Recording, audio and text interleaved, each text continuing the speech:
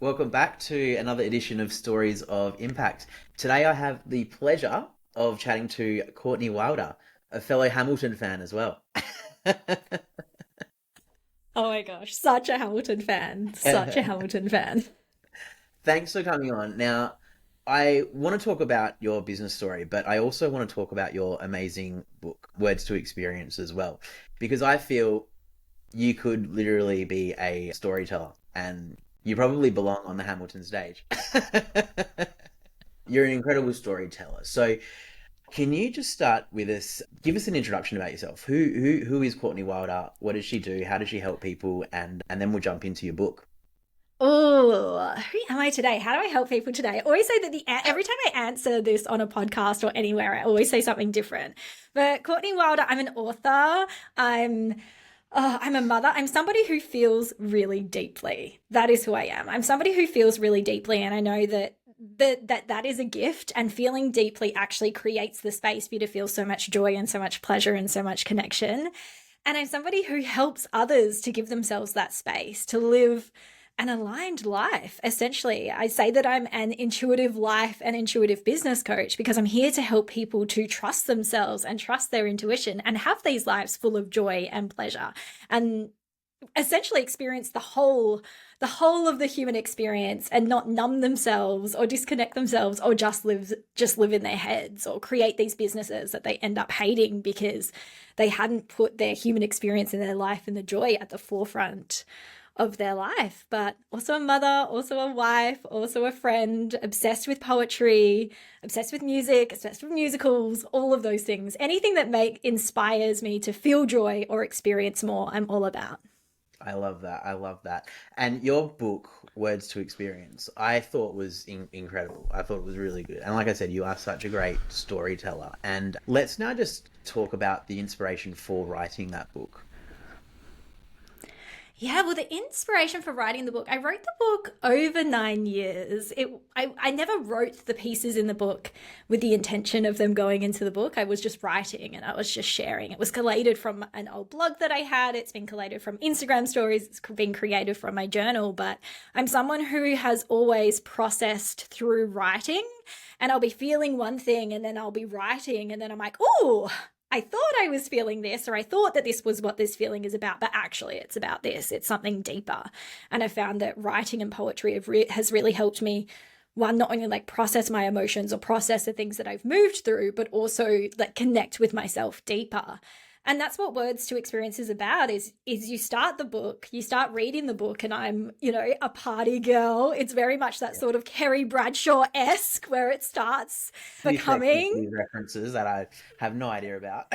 Yes, it's very that sort of esque. I was like young 20s, definitely in my own fuckboy era when the book started. And then you go through this journey of life with me, of love, of lots of grief. I was processing throughout writing the book. I processed losing my best friend. I processed losing my sister and losing my brother throughout those 9 years you read in the book. And it's about healing and the healing journey that I went on and was moving through. And everything that you're reading is me writing it in the current moment that it's happening. And then, of course, meeting my husband, falling in love, getting married, having my beautiful son, all of those different human experiences that I went through over the 9 years, you're reading them as they were happening. So it's just especially my love letter to people who feel like they're experiencing something alone. And it's just to be like, you are never experiencing anything alone. Oftentimes in my writing, you may not have lost somebody in the way that I have, but I think when you read into grief or read into love, you're like, oh, there's something in that for me as well. And I think, yeah, my book is a love letter to that. That's amazing. That's amazing. And I guess the personal growth that you got, how did that translate into your business and into what you do now? Hugely. Hugely. I Yeah. always say Yeah. that my business came from my healing journey, and all of the work that I do now, I started to learn about or gain these tools for very selfish reasons. Like, it was all for my own healing, and it was all for my own personal development, and it was all for my own soul work. But it was as I was doing these things for myself, it opened me up to having conversations with others or having coaching sessions with others or doing healing sessions with others. And it just started off being family and friends. And then they were talking about it, and then they were telling people, and they were like, how do we book in with this girl? And they're like, you can't, this is just like what you do with Courtney. And then very quickly it turned into a business, and it turned into, oh my goodness, I have to quit my job because this love job that I have has blown up into what it is today, with this intuitive life and business coaching and astrology and tarot and all of the other things that I blend in together to retreats and masterclasses, and all the things that I do now are all started from purely wanting to understand myself deeper and heal myself. That's amazing. That's amazing. But was there like a specific moment like that made you want to start your business? I mean, obviously that there's like, you've been journaling for a long period of time as well, probably prior to prior to that. But was there a specific moment that you go, nah, this is what I'm going to be doing, and that would have led you to work with, your friends and all those people? But was there a specific moment that decided for you?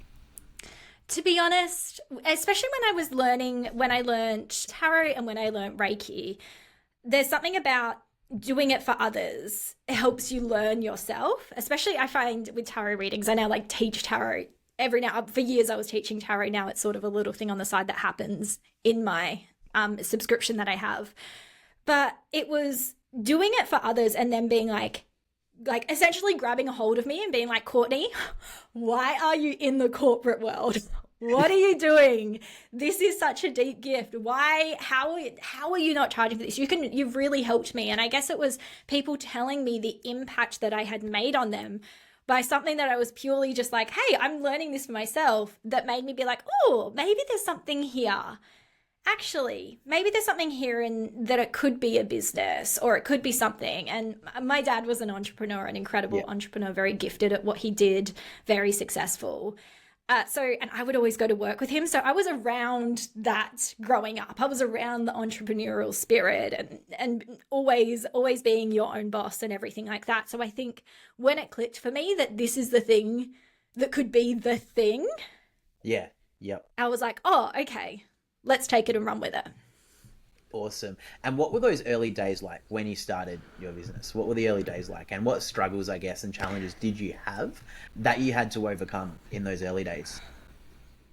Yeah, I think the early days, gosh, it was about 8 years ago now. I think the early days, the struggles that came up was being like, one, how do I message myself? How do I market myself? I think that's like the common thing is I'm really great at writing poetry and writing about what I feel and going deep, but how do I speak to this aspect and this part of the business? And how do I almost like claim that identity of I am here to help others? I've always been someone who has loved being of service and helping others, but now how do I take that and be like, actually, I'm going to charge for this? Yeah. I think that was a thing of my biggest thing in the early days was honestly pricing myself. My clients laugh now when they find out how much I charged. Like when I first started working with clients, I was charging like $30 for a session. That session is about like $400 and something now to work with me in that capacity. So it was definitely that sort of piece that for a long time, I wouldn't necessarily say charging my worth, because I don't think that you can ever charge your worth per se. But I think it is about that piece of really learning how to almost like drop the martyrism a bit and be like, actually, this is a business that needs to also be abundant. I also feel like you can't skip that. Like you have to learn, and you can't just go into business and go, I'm charging this amount of money. I think there's so many skills you have to develop prior, and you kind of have to walk through that fire, those challenges to get to that certain level, and to kind of keep leveling up and taking that business and skill set to your next level as well. Yes, absolutely. Those early lessons in business, I think that no matter what, you'll always learn them eventually. There's some of those ones, about pricing, about identity, about boundaries, all of those sort of early things in business that no matter what, I think there's some things that can't really be avoided. Yeah, exactly. But they make us better business owners as well, which is really beautiful. Yeah. Now, as your business grew, what were some of the most common problems that people were coming up to you? Were there any things like specific or trends that you started to see that, hey, Courtney, I have this problem. How can you help me solve? What were their biggest problems, or are their biggest problems? Because I'm sure it still happens today. Yeah. Oof, great question. One is, honestly, it's how to actually be present in their lives. I think it can be so easy. And I always say that there's a little bit of an epidemic going around at the moment where everybody's floating heads. It's almost like they've cut off their heads from their body. And they're so busy and so in the hustle, and we need to do this and we should be doing this and we've got to be doing this and this and this and this and this and this, that they're almost like missing their lives, and they're creating businesses or creating lives that they're like, I don't actually enjoy my life. Yeah. I actually feel quite anxious, or I feel quite numb, or I feel quite disconnected from myself, or I'm just not feeling anything at all. I think that's a really common one. I've worked with a lot of business owners who have built exceptionally successful on paper businesses. Like I'm talking multi-million dollar businesses, but they're like, what am I doing? I feel numb, or I feel joy, or I actually don't really enjoy this. So I think the reason why they come to me is because they want to feel something. They want to enjoy their life again. They don't necessarily want to burn their business to the ground, or they might come to me because they feel like they want to burn their business to the ground. They want to feel like they want to burn their life to the ground. I'm like, beautiful. It's great to feel that way. We're not necessarily gonna do that right now, but let's look at like where we can just take a pause and start connecting with yourself and start bringing in these things. And then feel like start putting some foundations in place for you to actually be present in your life and to get out of your head and into your body. And then we'll look at the kind of support that you can bring into your life and your business to change things in some way. I love that. I love that. And your business journey, how has that impacted your own life? And I want you to give it to me, say personally, but also professionally too.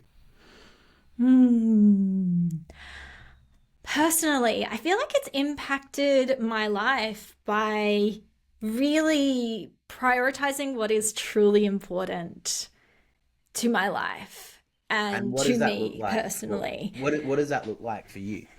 It looks like working less, but when I'm working in my business, being fully present with it and loving it. So it's not sitting doing work, almost like hating on my business because I'm like, oh, I have to do this. It's like I get to do it because I'm spending so much of my time of my day doing the things that fill my cup up, doing the things that have that connection. I have slow mornings playing and dancing with my son or building Lego or whatever it is. I have time for connection with my husband. I have time to do the things that fill up my emotional, my mental, my physical, my energetic cups, so that I am always giving from a place of overflow. So I'm giving to my business in a place of overflow. I'm giving to my relationships, to my family, to my friends from this place of overflow, where I didn't really used to do that before. I was very much a just give, just say yes to absolutely anyone and everything. But having this business has made me realize, oh, actually, if I want to help people, if I want to support people, if I want to do what I love and feels good for me and also feels good for my clients and everyone else to receive,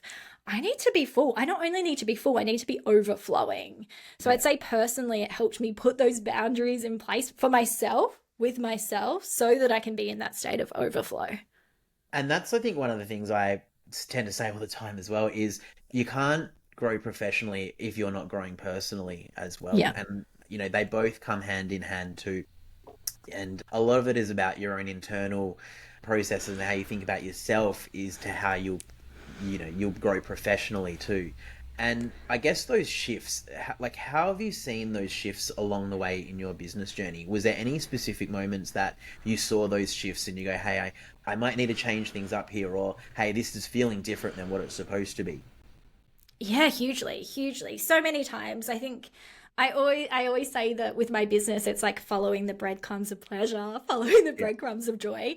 My business looks different every time. My friends my coaches, my clients always laugh because they're like, what are you doing now? What are you doing in business now? It was like when I decided to publish a book within 3 months, I was like, I'm publishing a book within 3 months. I'm going to launch a podcast. I'm going to do this. I'm going to do a 12-month coaching container. And it's just following that pleasure and following that joy in a way that's always in alignment with the essence of my business and really what feels to be good and feels resonant with myself, but also with my clients.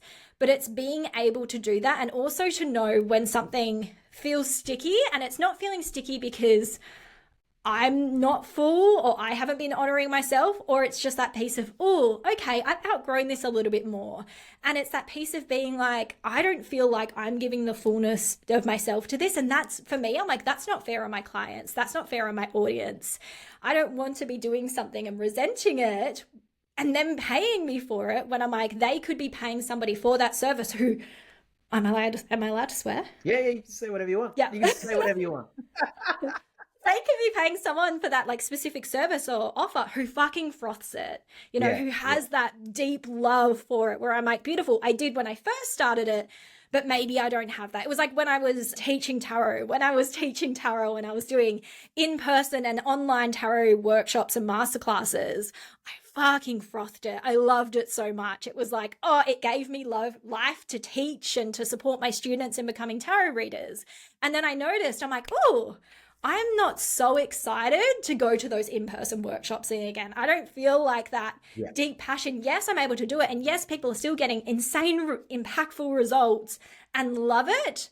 But I'm like, I would rather pass this on to somebody else who loves it as I used to. And then my business grew that's when I got into business coaching, and my business blew up in an insane way and got even more clients and, made even more money and all of that sort of thing. Because I was like, oh, yes, I felt that tension. I felt like this isn't quite for me anymore. It's time to evolve.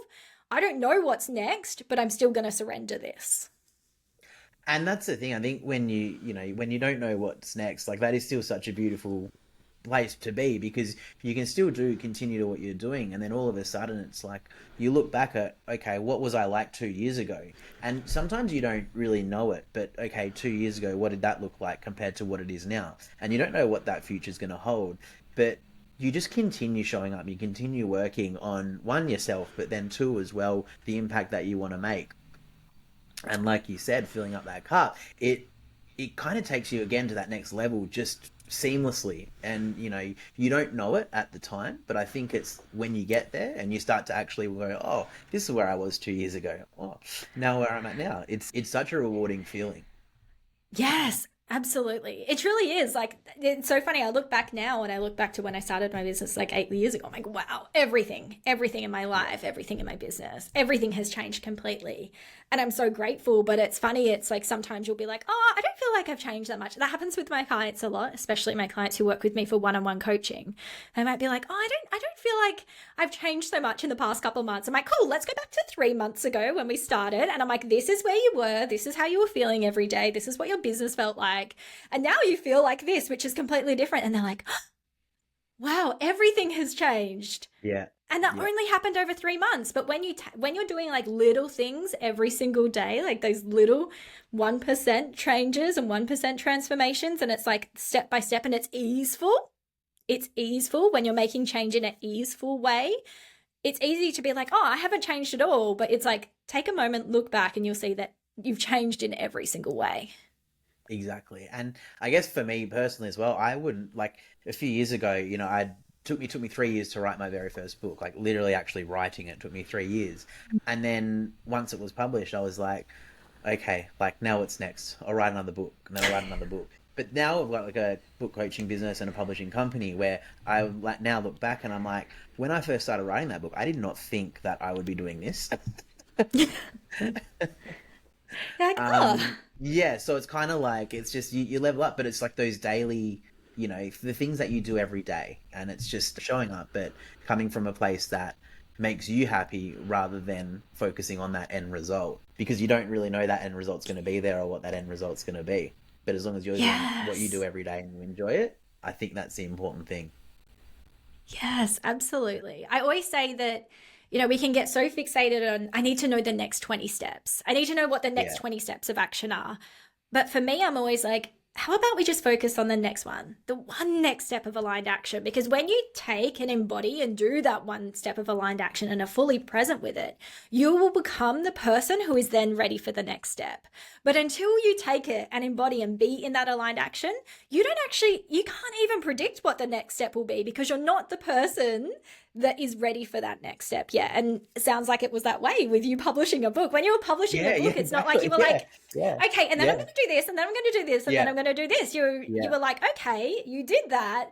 And one of those next steps of aligned action that you then embodied and became called you into what you're doing now, which is amazing. Yeah, thank you. And I just want to, can we just transition now as well? Because speaking of those next steps, what we just spoke about, you told me about, you decided on your book launch before your book was even written or published. Yes. The book So launch idea came first before the book. I think that's so cool. And we were both talking about how our book launches were sort of like different, but it's like we both had an idea of what we wanted because we could. I guess I don't know if it was like for you, but I visualized what I wanted, and for me Yeah. that was okay. Proposing to my fiance the night before my book launch, and then announcing it at the book launch, and then for you as well, you were like, I want my book launch on my birthday. Talk about like that, how that thought pattern worked, like thinking about, okay, I'm going to get this book written and I'm going to have my book launch on my birthday. Yeah, so the idea came first and it was birthday book launch and I was like, just love the sound of it. That sounds really good. My It birthday does have was a pretty on good a, sound, though. yeah, I was like, my birthday was on a Saturday that year. It just, everything just lined up.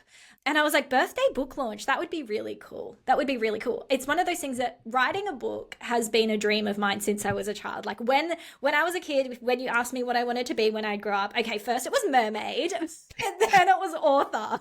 And was always author. I wanted to be an author. And then it was one of those dreams that sort of gets pushed to the side and forgotten about. And then it came back to me and I was like, okay, it's time, actually, birthday book launch. And for years, people were like, when are you going to publish a book? When are you publishing a poetry book? Can you put your book in writing?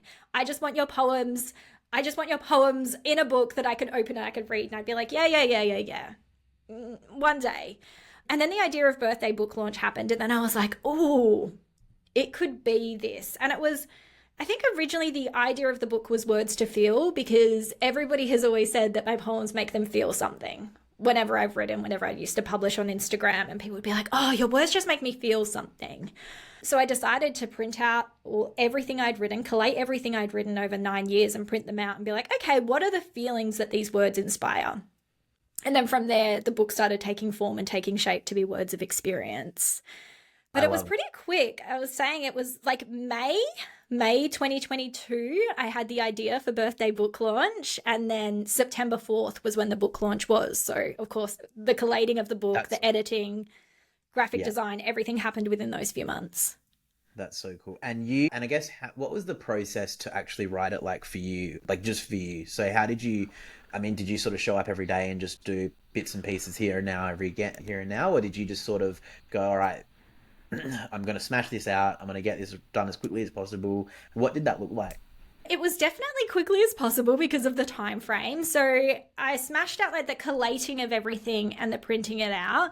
And then I had one of my friends, beautiful Brianna May, come over and Shout out to sit with me Brianna. and read through, love you, Brianna, and read through all of my writing. And to be honest, it was very confronting because a lot of my writing has been written when I'm in like a very high emotional state and I'm moving through pretty big things. It was a lot. It was a lot to read. I think it was like 250 pages or something Yeah. that we were reading through. So we sat there and read through every single one. Brianna very graciously chose the chunk of writings that were to do with death and grief, so that I could What get through one's the that, rest of Anna? them. And she just sat there and cried the whole time.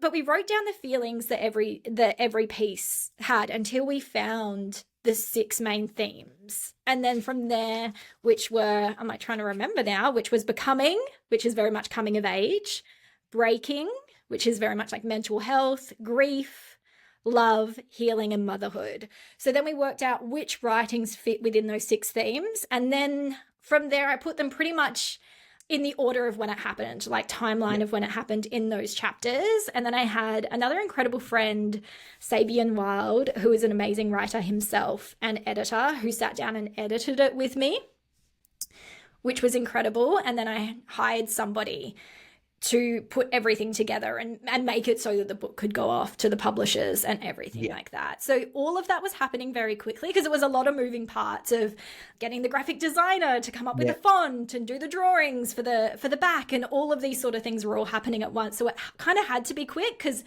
everybody who was involved in it needed something so that they could do their piece. And that tends to happen very quickly. It's one of the things too. It's like I'm not sure if people may realize what when you go and publish a book, generally the longest time is writing the manuscript. But then once that manuscript's written, you might do a self-edit, but then you get it professionally edited. And while you're professionally editing the book, that's when you can go out and get a cover design and all that other stuff that kind of that fits it all together and packages it all together. And that happens very quickly, like you said, and it can be a bit stressful, but it's exciting at the same time. It's like it's an exhilarating feeling because everything is coming together, and that this book is ready. Like, you've done the hard work, the book is ready to be coming out. Yes, and because I was organizing such a big book launch, in the sense of there was a lot of moving parts in the book launch as well. Don't do anything by halves. My book launch was bigger than my wedding. There was a lot of moving parts with that as well. So it was also that piece of organizing everything for the book launch and everyone that was involved in that, which was big and beautiful and incredible. So it was all of it was happening at once over those few months, which was beautiful and a lot, but also so incredible, and so grateful for everyone who supported me through the process as well. Yeah. And one of the most creative things that you mentioned to me that you've done, and one of the probably most creative things I've ever heard, is for your launch, you've created a playlist for each chapter of your book. Like, that is so cool. Like a Spotify playlist. So you had an artist that you knew, one of your friends? Yeah, so an incredible artist, incredible musician, Selena of Weaving Worlds. Well, there's two things. I created a playlist which actually was songs that were inspired by the chapter and just normal songs off YouTube. But at the book launch, we had Selena come and perform live, and she just sang and channeled, and I would give a description of the chapter and do a reading of one of the pieces from the chapter. And then she was performing that live for everyone. So when you listen to the album on Spotify, you're actually hearing the live recording from the book launch. I had professional audio. Yeah, we had professional audio technicians come to record everything at the book launch. So I was like, a lot of moving pieces. Yeah. But she sang and created the music for every, that held the energy and evokes the emotion of every single chapter, which was incredible because I listen to that album almost every day. A lot of my clients listen to that album. They use it for meditation, or they use it just to feel feelings or have a good cry, because it evokes such beautiful emotion. To it the other day, and it's like there's one thing you kind of have to just sit and listen, like but it's super therapeutic and it's super creative though. What made you think of that idea? Music has always been such a big part of my life, as has poetry. And for me, poetry and music go hand in hand. With my astrology, I'm like a Pisces moon. So my emotional self, like music and poetry, is one and the same. And I know that both words and music can evoke emotion and be such an experience for people. So yes, I wanted to read my writings and be evoking emotion with people through the poetry, but I was like, I just feel like we need some music in there as well. So I actually had a live DJ as well as Selena, who was creating music. So the live DJ sort of like created the energy for the start and for the end of the book launch, which was super fun. And then Selena was creating these personalized pieces. And look, there were a lot of tears at the book launch night because people were feeling feelings, which was really beautiful, and were moved in different ways. But it just, to me, made sense that a book about experiencing and feeling, that there needed to be music there. Yeah. And I mean, I had a live musician play at mine as well, and I think it's just you want to, like, because it's such a special moment, like having a book launch and celebrating with all your your friends, your families, your clients, and all that.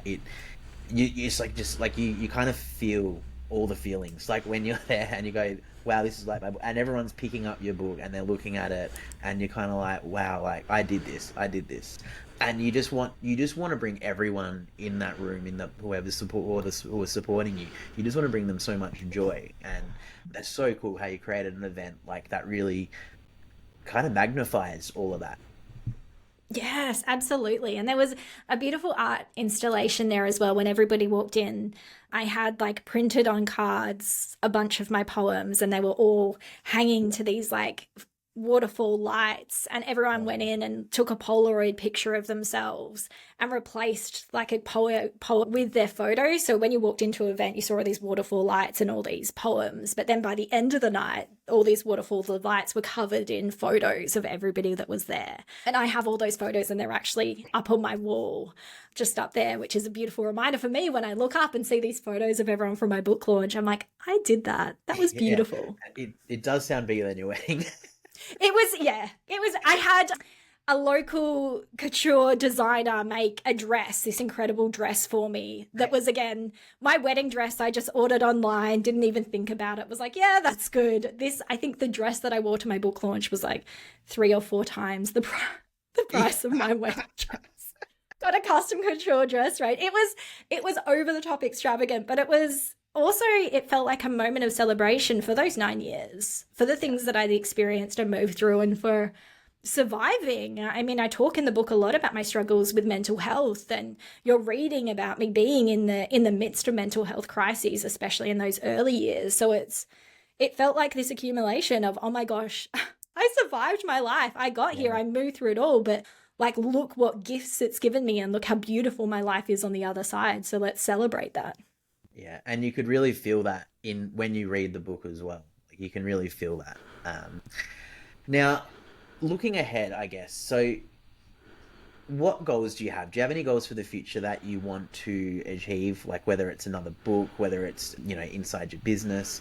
What do you have in store? So many. So many. I do feel like there is another book niggling at me.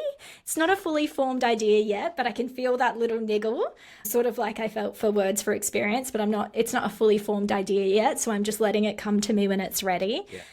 In my business, I'm definitely feeling in-person retreats. So in a couple of months, on the 1st of November, I'm running an in-person retreat down at beautiful Premalea, which I'm excited about. And just like lots of beautiful connection, and just really getting to continue to support my clients from that place of overflow. And again, just being open to what is happening next. For me, I can have these big goals, but often when I have these big goals, they either happen in a way I never expected, or the goal shifts and change because I'm like, oh, I've done this now, and now I'm doing this. Like, if you had told me January 2022 that I would have published a book by September, that was not the goal. That was not the goal in January. But May, when I got that drop in, it's time, I was like, okay, cool. We're publishing a book this year. Yeah, and we're getting it done. We're getting it done. So who knows? I would like to think, look, I loved my book writing, my book publishing process. Would I do it again in that short amount of time? Probably not. Not. Loved it for that. Loved it for this book. Actually think it was like kind of meant to be for that book. But next time I'd like to take my time. Yeah, for sure. For sure. Now, when it comes to making an impact on your others inside your business as well, what's really been the most rewarding part for you? I guess, do you have any stories? Are there any particular stories or moments that have really stood out? Yes, I have a beautiful client that I've been working one-on-one with for a little while now. And she was one of the ones I'm sure she'll listen to this and she'll know it's about her. But she was one of the ones that like the insane growth. The insane growth in a couple of months was surprising. So within a few months of working one-on-one together, she had gone from working 50 hours a week in her business, being completely burnt out, being disconnected from those around her, not being open to receiving support, feeling like she had to do everything, not being creative at all. And she has a creative business, and not making the profit in her business that she wanted to make. And within, I think, 3 or 4 months of working together, her relationships were deeper. She was able to be more present with her partner, with her child, or all this sort of thing. But she had gone from working 50 hours a week in her business to working 4 hours a week in her business. Yeah, right. Delegating so much more. Her staff were happier, and her profits increased by, I think, about 30 or 40%. So that's amazing. All across the board, her joy and her pleasure for life increased. Her connection to relationships that were quite disconnected and had tension were deeper and nourishing, and the support that was always there. This is the thing, the support that was always there, but she wasn't open to receiving it. She was receiving it, and everything changed. Her relationship changed, her business bloomed, and all of those sort of things. That's what brings me so much joy. Is it's the gentle, subtle, supportive shifts that I can help people with, that changes every area of their life, so that their life is super juicy, so that they're, getting the joy and pleasure out of how they show up every day instead of on outcomes or achievements. Yeah. Oh, that's amazing. That is amazing. And looking ahead now, I guess I ask, because we'll finish this episode off with this question. I ask every guest about a book that they want to write. Now, you've already written a book, but if you were to write a book based on your business journey, what would be the message that you want to share? I think if I was to write a book on my business journey, it would be about never pouring. I think that, people think that it's a really beautiful thing to say, don't pour from an empty cup. My ethos is never pour. Why are you tipping yourself out for others? My thing is, we should be so grounded. Our cup should be so grounded that we're filling our cups up all the time, nourishing ourselves, nourishing our cups up so that we're overflowing into the lives of those around us. So I think if I was to write a book on my business journey and essentially the essence of my business, that would be the key message. Never pour. Never pour. There's a title for your book. Yeah, there you go. Maybe that's the niggle I've been feeling for the past. I'm going to write that down. Maybe that's a niggle I've been feeling for the past couple of weeks of being like, book 2 is like, hello. All right. Well, if people want to get in touch with you, how can they find you? Seeking Wilder, SEEKANG, Wilder, WILDER, is pretty much where I am everywhere. Definitely love me some Instagram. Love me some Instagram DMs. So please do jump in my DMs. Love a cheeky voice note. But seekingwilder.com is where you can find my soul work. Seeking Wilder across Facebook, Instagram, all of that good sort of stuff is where you can find me. And yeah, always love a chat. So feel free to jump in my DMs and say hi. Lovely. And I will put all of that in the show notes. And thanks again for joining us on another episode of Stories of Impact. Until next time. And thanks again so much for joining me again, Courtney. It's been a pleasure. But we will chat to you next time. Thank you. I've loved it. See ya. Bye.